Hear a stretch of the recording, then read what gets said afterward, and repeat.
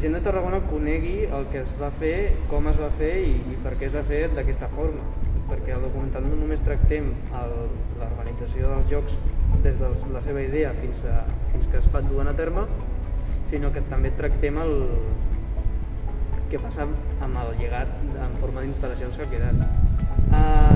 Van ser bastant senzills pel que pugui semblar. Vull dir, crec que algun entrevistat va costar més d'aquí de Tarragona o arribar a ell o problemes de temes d'agenda que no el fet d'anar a Madrid. Vam fer unes quantes entrevistes prèvies i moltes d'elles, algunes eren només investigació, algunes van servir per confirmar que aquesta persona no calia que l'entrevistessin pel documental i d'altres era per saber què sabia aquella persona per després preparar millor l'entrevista del documental.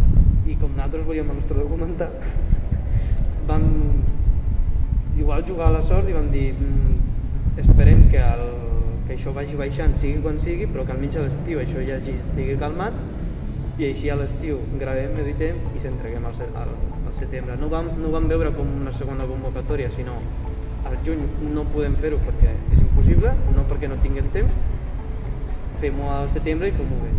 Pensàvem que pel tema i per les ganes que li posàvem al projecte jo no s'havia de quedar al repositori de la universitat, sinó que havia de ser vist. Si voleu fer un tema i creieu que allò és la millor idea, feu-la el més gran possible. És un TFG, sí, però per què no fer-la gran si allò pot ser també la teva carta de presentació per futur?